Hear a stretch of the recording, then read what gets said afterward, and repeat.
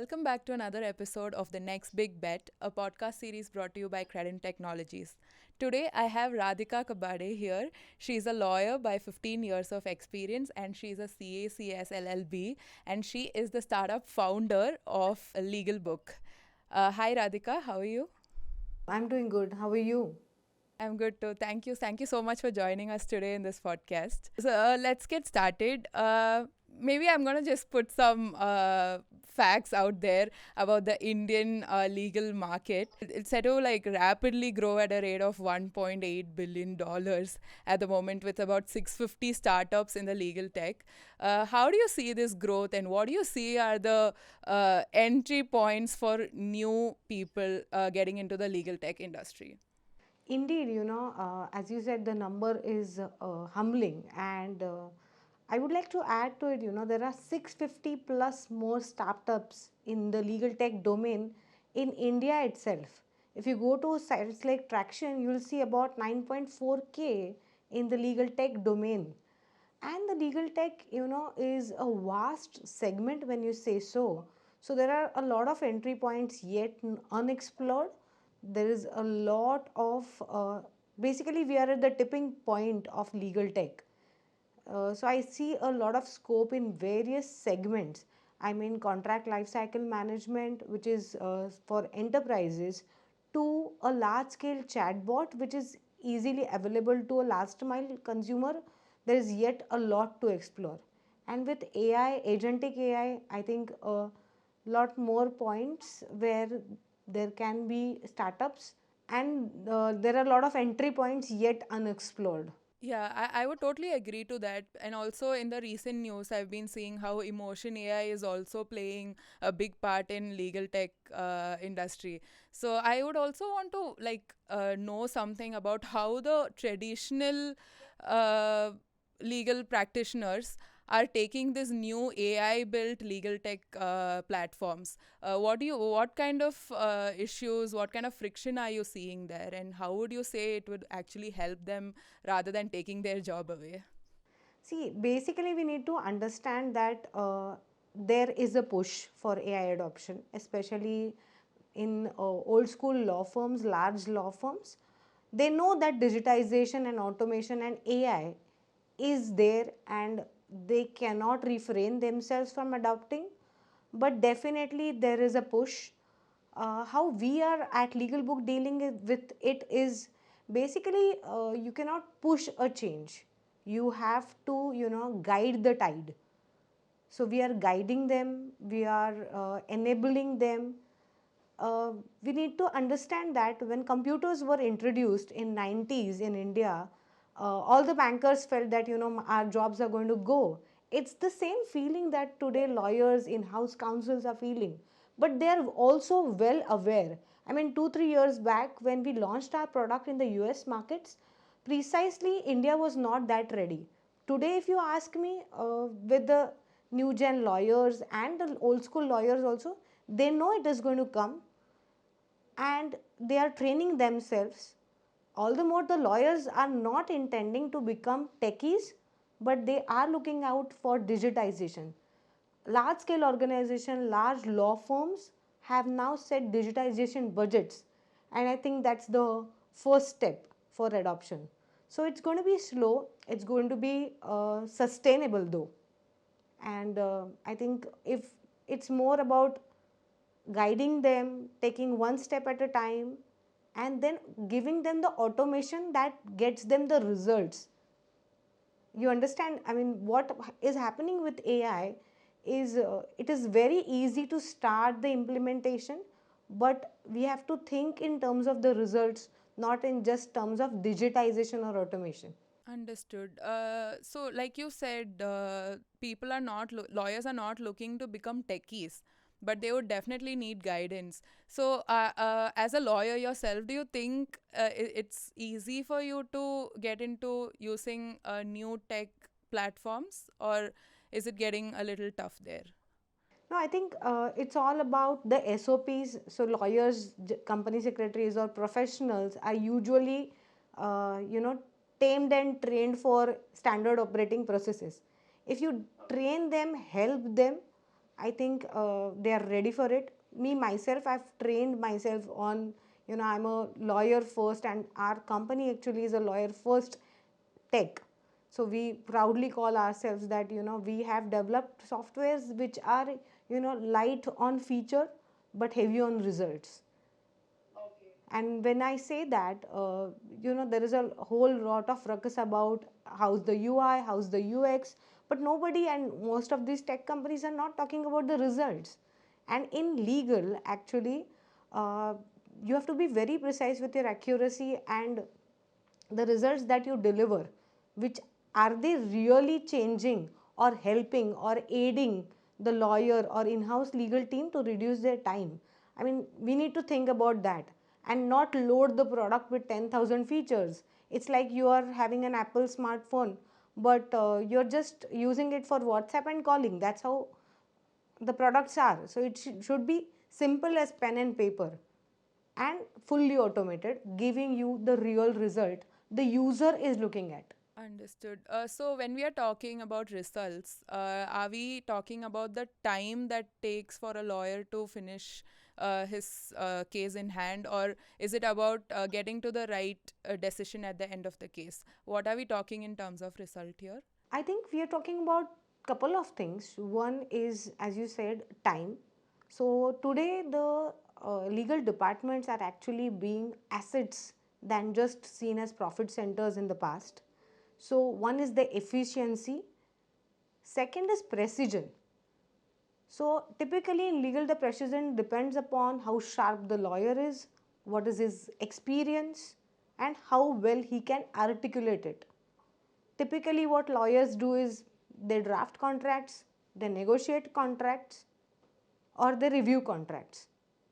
Now, the products that I'm talking about, like ours, we actually help you do all these things at a certain level of precision.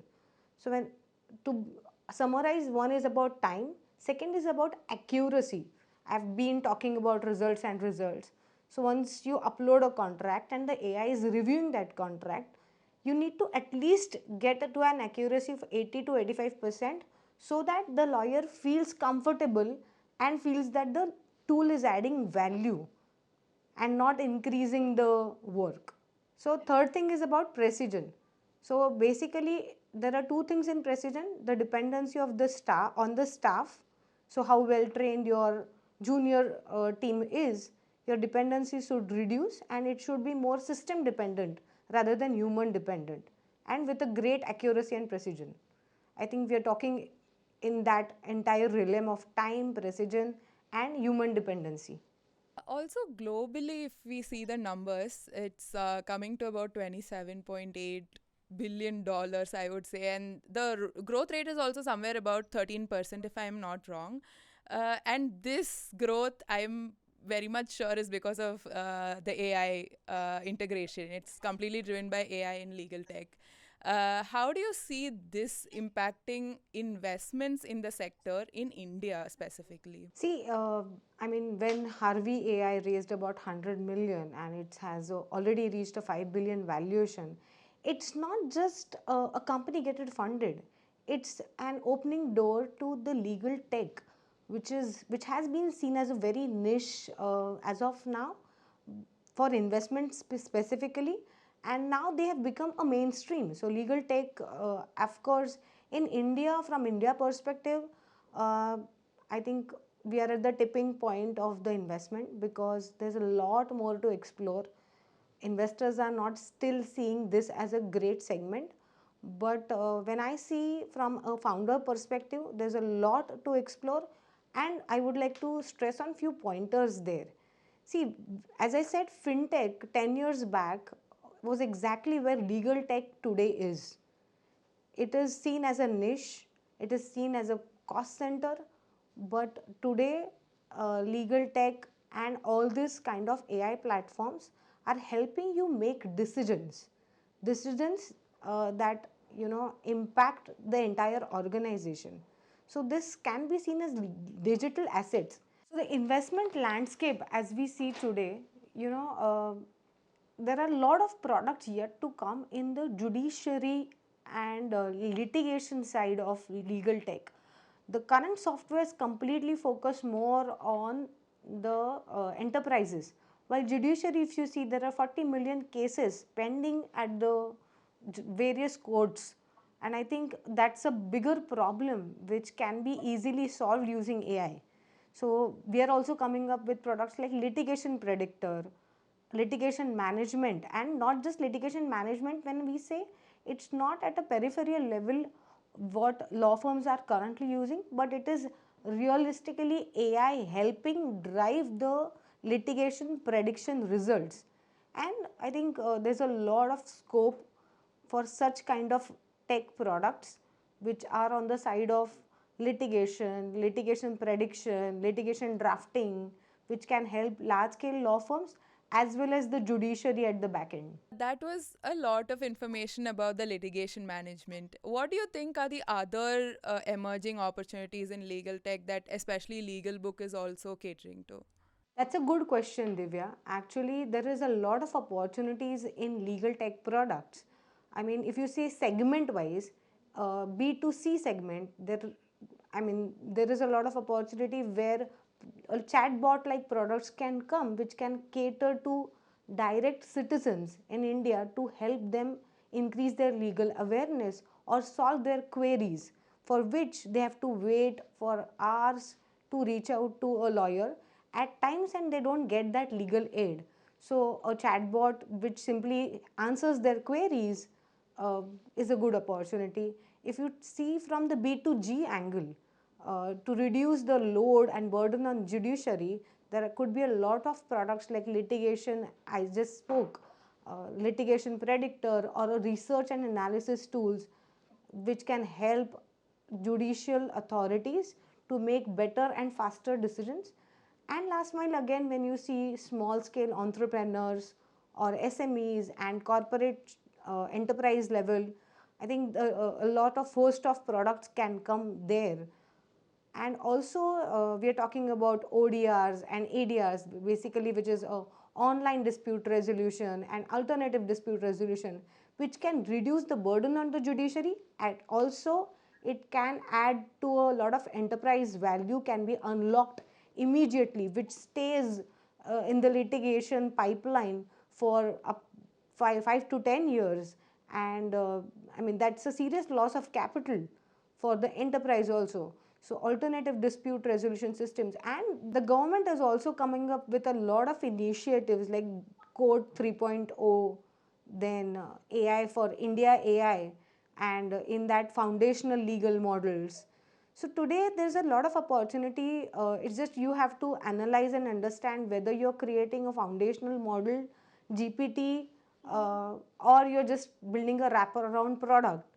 Ultimately, the opportunity lies in both, though. It's a lot of opportunities out there, and also like recently we are seeing that the startups that were domiciled outside India, like abroad, are returning home. So there are a lot of compliance regulations happening on that front. How do you see things like this impacting the legal tech sector in India? India's regulatory segment, if you see, yes, it's evolving at a large speed and scale.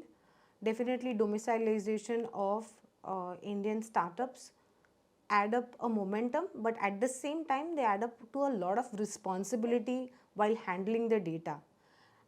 Today, actually, what this enterprise or even SMEs, what they want is products which are auditable, products which are scalable, and products which are built on regulatory norms. Definitely at Legalbook, we have taken care of all the three aspects.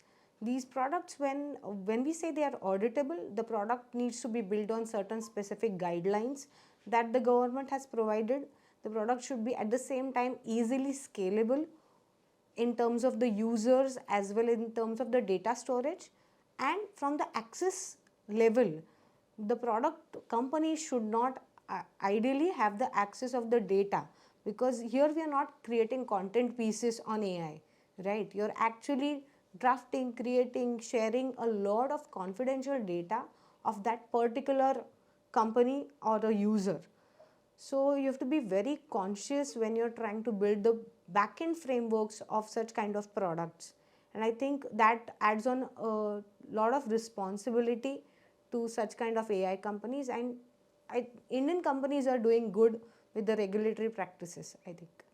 I totally agree with what you said, and especially as a person who knows not a lot about legal things that's happening in India, I think I got a lot of insights today. But I also see a lot of hope in the way you're talking about the different opportunities that are there. So, if I were to ask you about what are your predictions for legal tech, the future of legal tech in India, what would that be? If you ask me, Divya, my imagination goes beyond drafting and negotiating. It goes to a point where the agents, the legal agents or agentic AI and legal agents are actually very intuitive than you needing to work for it. They'll work for you as your legal manager or legal agent, and simply based on your emails it will reply automatically. It will create negotiation context. It will draft a complete litigation suit, and or probably an AI litigator in the court itself. It will become a full-fledged operating system for modern legal teams, which is a contract management that's completely intuitive, AI that is proactive than reactive, and workflows that feels fully automated workflows that feels just like pen and paper. I mean, we aren't very far from the days where you have a robot instead helping the judge to actually give a judgment, and court cases getting closed within a week's or 10 days time. I mean, my imagination runs wild when I can see the usage of AI. Nevertheless, but the shift is critical, and it's not just for the corporate legal teams, but it is for the larger cause.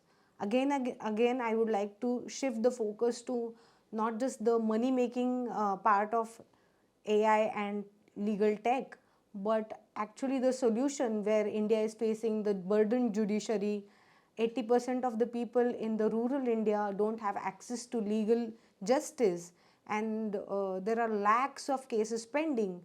Again and again, I think there a lot of scope is there to make an impact with the AI tools. Yeah, I would totally agree to that. And like you said, the dream is really wide and wild. So let's hope things like this come up in legal tech. So if you were to advise the investors looking to invest in legal tech space, what would that be? I think there are two investors. One is a very cliche look at the team, how well the team is structured, are there good, domain experts. Then vertical SaaS companies, like specific to a particular domain, is a good investment because then they're focused on a particular domain. Second is foundational model companies who are actually building the foundational legal bots or legal technology and writing the foundational small language or large language models. Need a lot of patient capital, but it is something that's going to be game changer.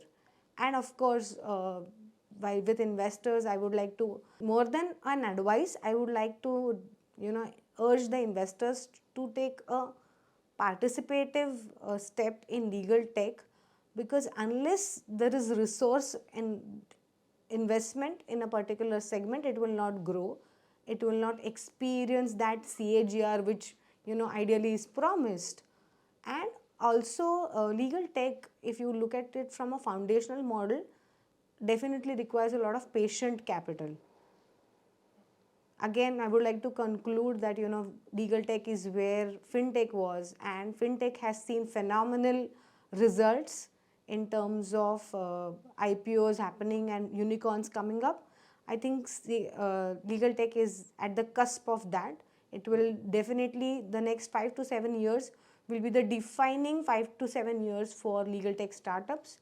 It's at the early stage, tip of the iceberg, so make the most of it, and help us grow the segment and domain at large.